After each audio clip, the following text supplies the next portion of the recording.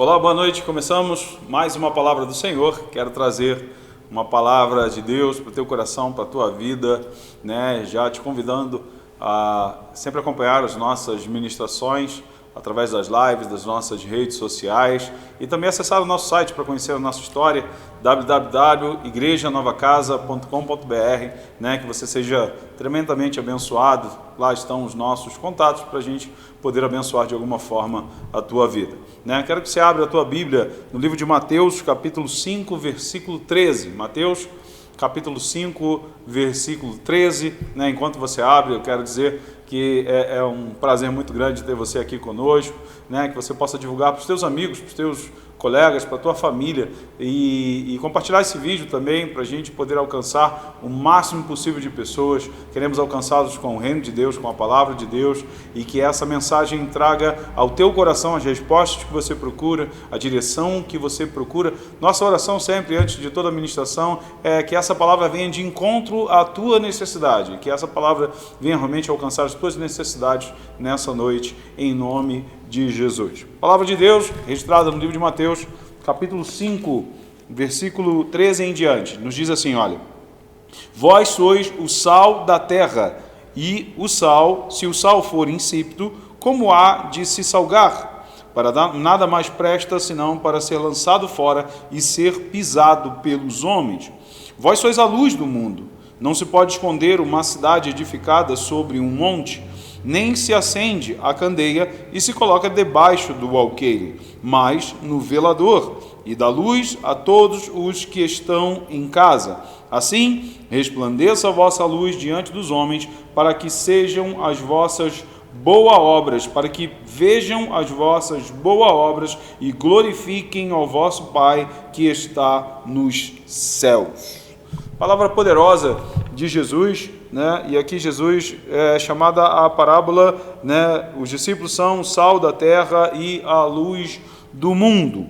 Bem, Jesus, ele se utilizava de parábolas. Jesus tinha uma técnica de se utilizar de parábolas para associar elementos materiais para explicar o sobrenatural. Então ele associava elementos da natureza, materiais, para explicar aquilo que era sobrenatural. E ele fazia isso com muita propriedade, muita sabedoria, né, peculiar de Jesus. Ele não se projetava como um grande sábio.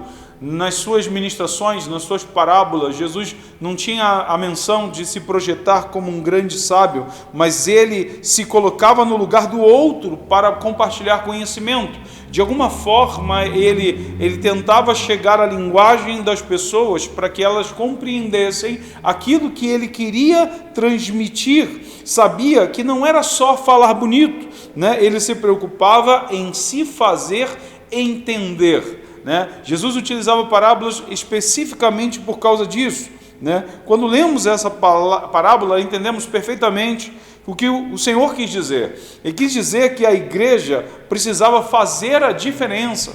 A igreja precisava ser sal, a igreja precisava ser luz, a igreja precisava ter sabor, que não devemos ser conhecidos pelo rótulo, e sim pelas propriedades, né? Então, isso estava bem claro nessa mensagem que ele trazia. Não era só o rótulo de sal, mas a propriedade do sal. Isso a igreja precisava ter, né? Enquanto eu montava essa mensagem, eu lembrei dos Trapalhões. Não sei se é dessa época, mas eu lembro de um dos textos lá, dos Trapalhões, que o Didi pegava um pote de sal e colocava açúcar dentro do pote de sal. E ele dizia que era para enganar as formigas, né? Vou enganar as formigas. Ele botava açúcar no pote de sal, porque o rótulo era sal. Claro que era uma brincadeira. Mas isso traz um pouco daquilo que a gente está falando. Não sei se é dessa época, mas traz um pouco daquilo que a gente está falando hoje. E sobre isso que nós gostaríamos de compartilhar hoje, sobre isso nós gostaríamos de dizer hoje. Crentes que possuem um rótulo de sal, né? Está escrito sal no rótulo, né? De alguma forma está escrito sal, mas o conteúdo não é sal. O conteúdo acaba não sendo sal. O rótulo diz sal, mas dentro dele não tem sal. Às vezes dentro dele tem farinha. Às vezes dentro dele tem açúcar. Às vezes tem amido, Às vezes tem fermento, né? O que ele tem dentro? Sal? Não, é fermento. Às vezes dentro dele o que tem é pimenta. E às vezes o que tem dentro de alguns crentes é chumbinho. Você conhece o chumbinho? Aquele negócio que põe para matar rato? Então, infelizmente, querido, se tem alguém do teu lado aí agora, eu queria que você dissesse para essa pessoa algo. E se você está sozinho assistindo essa mensagem, eu queria que você ligasse aí o selfie do teu celular e pudesse olhar para você mesmo, né? Se você não puder olhar para alguém agora, olhe para você mesmo, faça um selfie seu de câmera. Diga para teu vizinho, para aquele que está contigo, para alguém que está do teu lado, para você mesmo, através da câmera, diga para ele assim, olha, veja o que está escrito do lado de fora. Cristão, vejo o que está escrito, repete para ele, vejo o que está escrito do lado de fora. Cristão, mas o que você tem dentro? Pergunta para ele, pergunta para você mesmo, o que você tem dentro? Do lado de fora está escrito cristão, mas o que tem dentro? E é sobre isso que nós queremos compartilhar e falar contigo nessa noite através dessa ministração. Queridos, primeira coisa que eu queria compartilhar nessa noite, quanto mais sal, mais humanos. Vou repetir, quanto mais sal, mais humanos. O que nos faz humanos? Pense, o que nos faz humanos? Quando a gente fala de humanos, na verdade a gente pode falar de humanidade, humanitário. Uma pessoa humanitária é aquela que está preocupada com o outro. Uma pessoa humanitária é aquela que está preocupada com outras situações de outras pessoas. É aquela que está inserida em causas sociais. É aquela que está preocupada em ajudar o próximo. Não é essa visão que nós temos? Uma pessoa humana é aquela que tem humanidade, aquela que é humanitária. Pense, o que nos faz humanos, na verdade, é nos preocuparmos com os outros, é nos colocarmos no lugar do outro, é quando estou preocupado em ajudar alguém. Então entenda, ser humano, na verdade, é de alguma forma não olhar para si mesmo. Quem pensa somente em si é egoísta. A palavra para aquele que pensa em si mesmo é egoísta, né? Que vem de ego, aquele que pensa só nele. Eu gosto de uma palestra do Cortella que eu assisti uma vez, que ele dizia que os humanos eram bem-vindos, né? Ele falava de uma época antiga da casa, onde a família se reunia e quando chegava um vizinho, alguém, trazia experiências, trazia algo para compartilhar, né? E ele usa um termo que eu adorei, que foi assim, os outros humanos eram bem-vindos. Né? De alguma forma, em alguma fase da nossa história, antigamente, os outros humanos eram bem-vindos na nossa casa, os outros humanos eram bem-vindos na nossa história, de alguma forma a gente recebia os outros humanos. Deixa eu trazer um pouco para o evangelho que eu estou querendo dizer. Jesus na terra, ele foi 100% homem, 100% Deus, né? A gente, quando estuda teologia, a gente aprende isso. Jesus foi 100% humano e 100% Deus. Ele não era semideus e nem era super-homem. Jesus nunca foi semideus, nunca foi super-homem. Ele foi 100% homem e 100% Deus. O fato de ser Deus em 100% o fez colocar como homem integralmente, ou seja, 100% homem. Então, preste atenção, o fato dele, Jesus, né, ser 100% Deus, fez com que ele se colocasse no lugar do homem, 100% homem, integralmente. Porque é fácil, querido, ditar regras e estabelecer exigências de um outro nível, exigir do outro outras coisas. Agora, se colocar no lugar do outro é para poucos. E quando nós falamos a respeito de sermos cristãos, sermos sal, sermos humanos, não tem como ser isso sem se colocar no lugar da outra pessoa, sem se preocupar com o próximo. E nós sabemos qual foi o propósito de Deus. Deus amou o mundo de tal maneira que entregou o seu Filho para morrer pela humanidade. O amor de Deus foi tão grande que ele foi capaz de entregar a sua vida por amor à humanidade. Então, ele era tão Deus, tão Deus, tão Deus, que ele estava preocupado com os outros, com o homem, com aquele que precisava. Se nós lermos Lucas, eu quero que você abra a tua Bíblia agora em Lucas capítulo 10, versículo 25. Lucas capítulo 10, versículo 25. Você está no livro de Mateus, né? Você vai abrir a tua Bíblia agora no livro de Lucas. Lucas capítulo 10, versículo 25, fala da parábola do bom samaritano, né? Você conhece essa palavra? Lucas 10, 25, Lucas capítulo 10, versículo 25 em diante, nos diz assim, vamos ler juntos aqui. E eis que se levantou um certo doutor da lei, tentando e dizendo: Mestre, que farei para herdar a vida eterna? Então, aqui a gente está falando de alguém que era doutor da lei. Acompanhe comigo. Alguém que era conhecedor da lei, conhecedor dos mandamentos. E ele questiona Jesus, perguntando para ele: Senhor, o que eu faço para herdar a vida eterna? Ele estava tentando Jesus, de alguma forma. E ele disse: que está escrito na lei? Como lês? Entenda. Aqui Jesus está fazendo um questionamento para aquele que conhecia a palavra. Não era só conhecer a palavra, mas como ele interpretava aquilo que ele conhecia. Então, nós precisamos tomar muito cuidado quando nós conhecemos alguma coisa da palavra, mas como nós a interpretamos. Porque às vezes temos conhecimento da palavra, mas interpretamos de forma errada. E aqui o questionamento de Jesus não era se ele conhecia ou não conhecia as Escrituras, mas como ele via, como ele interpretava aquilo que ele estava lendo. E versículo 27, e respondendo ele disse: amarás o Senhor teu Deus de todo o teu coração, de toda a tua alma, de todas as suas forças e de todo o teu entendimento, e ao teu próximo como a ti mesmo, né? E aí respondestes bem, faze isso e viverás. Jesus falou para ele: você respondeu muito bem, é isso mesmo, amar a Deus acima de todas as coisas e amar o teu próximo como a ti mesmo. Respondeu certo, é isso, faz isso e vai dar tudo certo, viverás. Ele, porém, querendo justificar-se a si mesmo, disse a Jesus: e quem é o meu próximo? Quando ele perguntou quem é o meu próximo, Jesus falou: agora eu vou contar para ele uma parábola. Entende?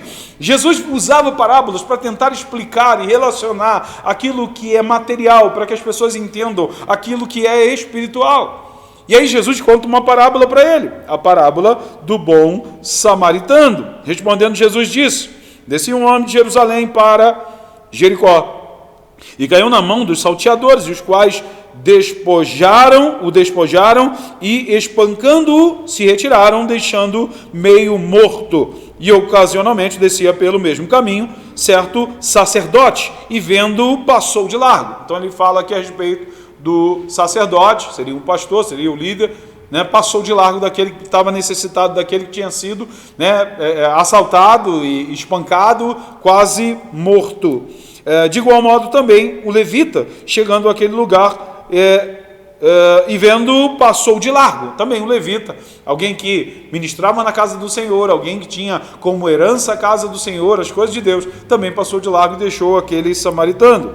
Mas aquele homem, né? Mas um samaritano que ia de viagem chegou ao pé dele e, vendo-o, moveu-se de íntima compaixão. Agora ele está falando do samaritano, de uma outra pessoa que nem crente era, e aproximando-se, atou-lhes as feridas, aplicando-lhes azeite e vinho, e pondo-o sobre a sua cavalgadura, levou-o para a estalagem e cuidou dele. E partindo ao outro dia, tirou dos 2 dinheiros e deu-lhe ao hospedeiro, e disse: cuidai dele, e tudo o que demais gastardes eu te pagarei quando voltar.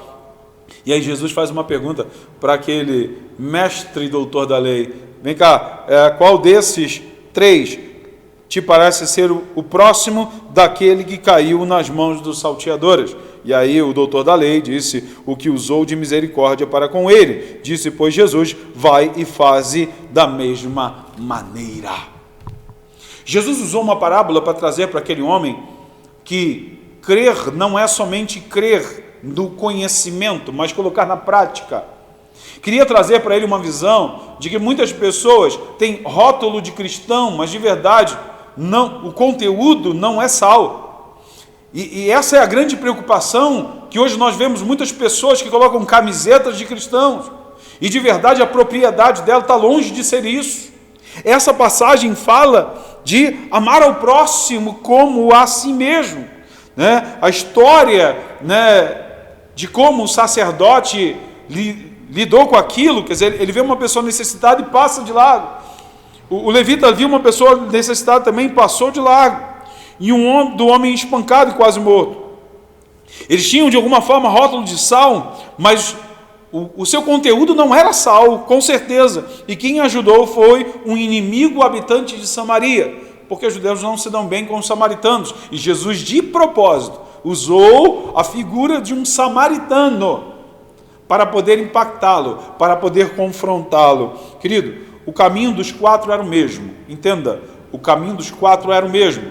Daquele que foi assaltado, do levita, do sacerdote e do samaritano. O caminho dos 4 era o mesmo. De Jerusalém para Jericó, esse era o caminho. Mas um deles não teve uma experiência boa e foi assaltado. Então, entre os 4 que passaram por ali, um não teve a mesma sorte, um foi assaltado no meio do caminho, os outros não. Esses dias nós temos ouvido, esses dias que nós estamos vivendo agora, ouvido muito uma frase do tipo, né, estamos todos no mesmo barco, né? Eu particularmente não concordo com isso. Acho que estamos todos no mesmo barco, não, estamos todos no mesmo mar, né? Mas cada um tem um barco diferente, cada um tem uma realidade diferente, cada um tem, dentro dessa situação, tem uma realidade diferente do outro, né? Querido, quem tem sal dentro do pote está disposto a olhar para fora do barco, do seu próprio barco. Quem tem rótulo de sal, mas tem sal dentro, esse está disposto a olhar da janelinha do barco para ver o que está acontecendo no barco do vizinho, do outro necessitado. Quem tem sal, ele está disposto a olhar do seu barco para enxergar os outros barcos, para ver se de alguma forma consegue ajudar aqueles que talvez estejam à deriva, aqueles que talvez estejam necessitados, aqueles que talvez não tenham mais nenhuma esperança. Deus nos chamou para fazer a diferença na vida das pessoas. Deus nos chamou para fazer diferença na vida das pessoas. Isso é ser sal, isso é ser luz, quando eu não somente tenho conhecimento das Escrituras, mas quando eu tenho a ação de me colocar para ajudar os outros, porque quando eu estou ajudando os outros, eu estou mostrando a minha humanidade, e quanto mais consagrado eu for, mais humano eu serei. Porque muitas das vezes as pessoas se enchem de unção, se enchem de consagração, e quanto mais ele se enche, mais cheio de si é, e mais distante da realidade ele vai se colocando. Mas deixa eu te falar uma coisa, querido, sabe qual é a realidade? A realidade é a realidade dos outros. Nós precisamos olhar para as outras pessoas e olhar a realidade delas e fazer alguma coisa, porque o Senhor nos chamou para ser sal, não apenas ter rótulo de sal, mas ser sal, ser luz. Às vezes nós nos colocamos como o grande consagrado. Eu tenho muito medo de gente que aparece mais do que Jesus. Eu tenho muito medo de gente que se coloca e se projeta como sábio, como conhecedor, como dono da verdade. Ele acaba aparecendo mais do que o Jesus que ele está pregando. Porque o Senhor nos chamou para levar um diferencial na vida das pessoas, para impactar a vida das pessoas e trazer de alguma forma esperança, vida para as pessoas que estão sofrendo talvez nesse mar. Se você conhece pessoas perdidas, deve levar a elas o caminho, a verdade e a vida. Quem é o caminho, a verdade e a vida? Isso, Jesus. Jesus é o caminho, a verdade e a vida. E se você encontrou alguém perdido, querido, é papel fundamental, meu e seu, levar o caminho para essas pessoas. Isso é ser sal. Isso é, além do rótulo de sal, nós precisamos conter sal. Porque o que a gente tem visto muito são pessoas que se dizem cristãs, conhecedoras da palavra de Deus, mas que de alguma forma não têm feito nada para merecer esse nome esse rótulo. Segunda coisa que eu queria compartilhar nessa noite: quanto mais sal, mais valor. Quanto mais sal, mais valor.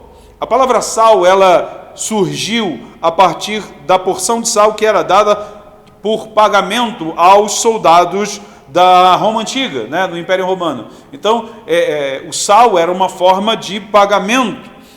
Ao descobrirem que o sal, além de ajudar na cicatrização, servia para conservar e dar sabor à comida, os romanos passaram a considerá-lo como um alimento divino. Então, de alguma forma, o sal tinha uma importância tão grande quanto o ouro. Ela tinha um peso tão grande quanto o ouro, né? Sal conserva alimentos. Você vai ver em grandes casas de especiarias, principalmente nordestina, eu gosto de ver aquelas carnes cheias de sal, né? Carne seca é o quê? É aquela carne cheia de sal. Por que ela está cheia de sal? Porque o sal conserva, não existe bactéria, não existe nada que prolifere com uma quantidade de sal tão concentrada. O Mar Morto, ele é chamado Mar Morto porque não tem vida. Por que não tem vida lá? Porque ele tem uma concentração de sal muito grande. Então, o sal, ele na verdade conserva. O sal é utilizado para conservar. Antigamente não tinha geladeira, então se conservava carne no sal, né? Ainda hoje se conserva carnes dessa forma, no sal. O sal conserva alimentos. O sal dá sabor em poucas porções. Você não precisa botar muito sal, poucas porções são suficientes para dar sabor a uma comida. Tem o seu valor, porque muda tudo onde é colocado.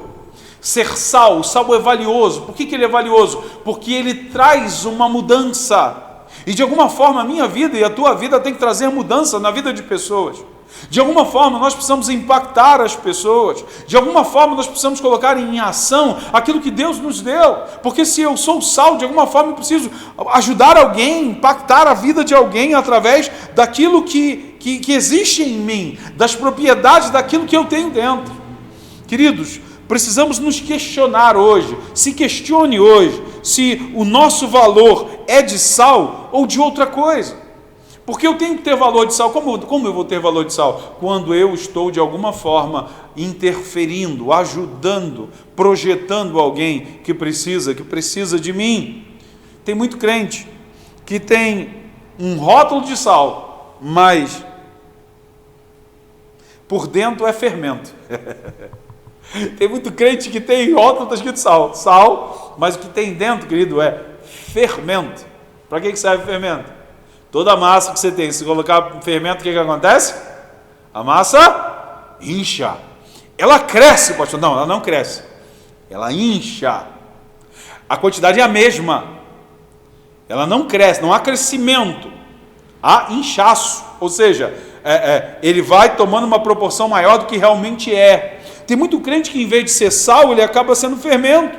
Não pode entrar num problema que aumenta o problema.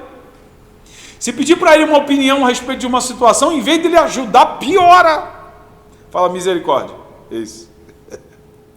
Tem crente que é fermento. Quando você pede para ele ajudar em alguma coisa, ele piora as coisas. Em vez de ajudar para acalmar, para reduzir a intensidade, na verdade parece que ele entra para poder botar mais lenha na fogueira e a coisa parece que piora quando você chama.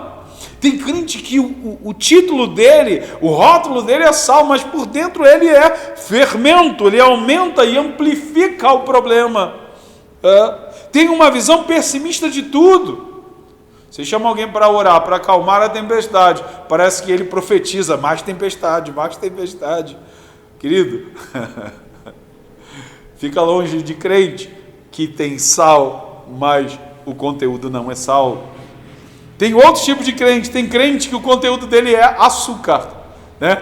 Se é sal, já fez isso? Você vai botar, você tem uma comida, tá lá, montou a tua comida bonitinha, direitinho, aí você vai lá e vai pegar um pote de sal, ou vai pegar um pote assim, você pega rápido, não viu que era açúcar na hora de botar, botou, pulverizou ali, doce, quando você vai comer, você... eu pensei que era sal e era açúcar. Já passou por isso? Né? Feijão, você vai salgar o feijão, coloca açúcar no feijão, coloca umas colheres ali, mexe, na hora que você põe na boca, o que vem? Decepção. Tem crente que ele está escrito cristão, está escrito sal, mas na verdade ele é açúcar. Sabe quando você quer salgar e acaba adoçando? Queridos, é quando você espera uma solução, quando você espera uma direção e vem mais problema. Você estava na expectativa de algo e vem outra coisa. Tem crente que ao invés de ajudar, atrapalha. Tem crente que ao invés de não leva esperança, ele leva mais motivos para desistir.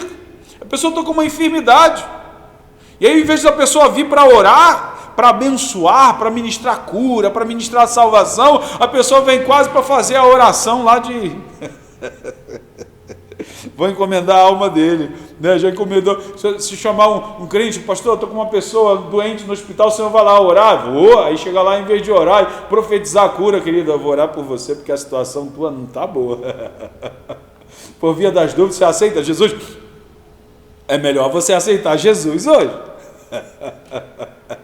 Aí você fala assim, meu Deus do céu, pensei que fosse trazer solução, trouxe mais problemas. Ai, Deus.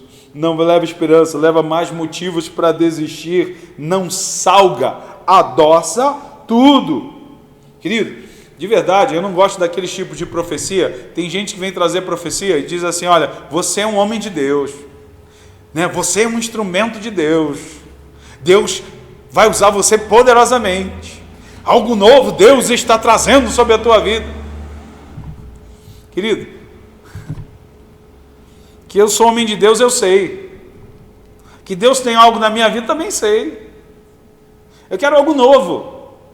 Tem pessoas que querem trazer coisas doces, palavras para massagear o ego, né? Você está bem, às vezes a pessoa está terrível, numa situação difícil. Aí você chega lá para dar uma palavra, né, de esperança, mas você não vai dar uma palavra de esperança só. Você vai dar uma palavra de esperança e dizer qual é o caminho a seguir. Né?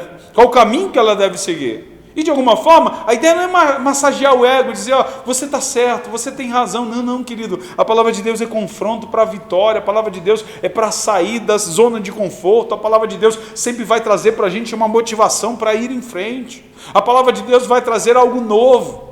Não uma coisa adocicada, não queremos coisas adocicadas, nós queremos aquilo que é real, aquilo que precisamos. Se eu preciso de sal, eu quero sal. Se eu precisar de açúcar, eu quero açúcar. Mas se eu preciso de sal, eu quero sal. Se eu vou atrás de um pote de sal, é porque eu quero sal. Se eu vou atrás de um crente, é porque eu quero ouvir a palavra de Deus. E nós, como cristãos, precisamos ser a palavra de Deus na vida dessas pessoas, e não aquilo que elas querem ouvir. Tem um terceiro tipo de crente que eu queria falar hoje de você, que é o crente chumbinho. Conhece chumbinho? Querido, chumbinho foi feito para matar rato. Mas tem gente matando muita gente por aí. A pessoa precisava de um pouco de sal. E às vezes o que recebeu, querido, matou. Matou. Deixa eu te falar uma coisa, querido, você que está ouvindo essa mensagem. Deus chamou a sua igreja para mudar, para temperar, para trazer sabor, para trazer esperança, para trazer algo novo, para temperar, mudar o ambiente. E a palavra de Deus, de alguma forma, tem que trazer essa mudança. Quero dizer para você que Deus, no meio desse caos todo, quer trazer uma pitada de sal na tua vida, que talvez esteja meio sem graça, e dizer para você que algo novo pode acontecer através da sua palavra. Se você colocar a tua vida nas mãos do Senhor, entregar o teu caminho ao Senhor, confiar nele, querido, um mais Ele fará na tua vida. Você vai passar a viver um tempo novo, coisas novas. É a mesma massa, é a mesma situação, é a mesma comida, mas com uma pitada de sal tem um sabor maravilhoso. A vida começa a tomar uma proporção diferente, porque a igreja do Senhor, ela precisa trazer essa esperança, e no momento de pandemia, de situações difíceis, a igreja é instrumento do Senhor para trazer esperança e motivação na vida daquele que está perdido. Talvez você esteja na sua casa, entendendo que não sabe como vai ser a sua vida depois de tudo isso. Querido, eu tenho uma esperança para você. Entrega o teu caminho ao Senhor, confia nele. Ele vai projetar algo novo sobre a tua vida. Nós estamos aqui como sal, trazendo uma pitada de sal na tua vida, no teu relacionamento, na tua casa, na tua esperança, para dizer para você, o Senhor está no controle da tua vida e fará coisas novas. Em nome de Jesus. Terceira e última coisa que eu queria compartilhar. Quanto mais luz, mais alto. Quanto mais luz, mais alto. A segunda parte desse texto diz que ninguém constrói uma casa no alto para escondê-la. E que não se acende também uma lamparina e se coloca debaixo da mesa, mas no velador. A parábola de Jesus, que ele queria ensinar aos seus discípulos, que de alguma forma eles estariam em evidência, por mais que tentassem se esconder. E essa parábola de alguma forma queria dizer para eles: vocês são sal, e vocês são luz. E a condição de luz é: ninguém acende uma lamparina, uma vela, uma lâmpada e vai colocar escondida debaixo da mesa. Você vai acender e vai colocar em evidência. Por quê? Porque quanto mais alto ela tiver, mais ela vai iluminar, mais ela vai alcançar, a sua luz vai alcançar mais longe. A parábola de Jesus queria trazer isso.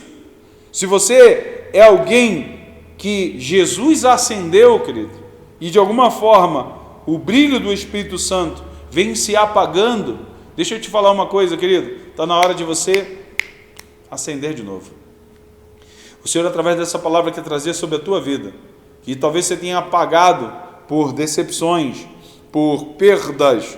A nossa oração é que você seja aceso de novo pelo Senhor, que a luz do Espírito Santo venha brilhar sobre a tua vida, que o Espírito Santo de Deus venha sobre a tua vida hoje e venha acender você de novo, porque parece que estar em casa, estar na quarentena, estar numa situação diferente, talvez tenham reduzido 50% do teu salário, talvez tenham mandado você embora, talvez você esteja vivendo um momento mais difícil da tua vida. Deixa eu te falar uma coisa, querido, talvez a tua luz foi se apagando, porque você estava ali cheio de vontade, cheio de gás, cheio de vontade de fazer a vontade de Deus, de ser instrumento nas mãos de Deus. Talvez a tua luz veio se apagando, querido. Nessa noite o Senhor, através do seu Espírito, quer acender você de novo, quer trazer luz sobre a tua vida de novo, quer que você seja instrumento dele de novo, quer trazer que você venha clarear, que você venha acender, porque coisas novas ele quer fazer na vida de outras pessoas e precisa de instrumentos como você.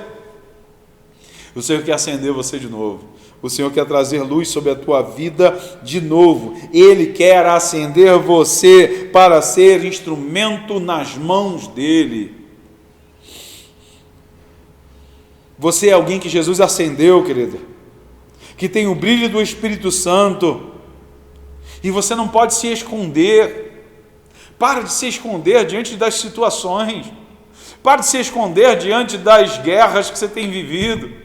Deus tem um tempo novo para a tua vida. Deus quer usar você como sal, quer usar você como luz. E para terminar, eu quero te dar uma palavra hoje, querido. Seja sal.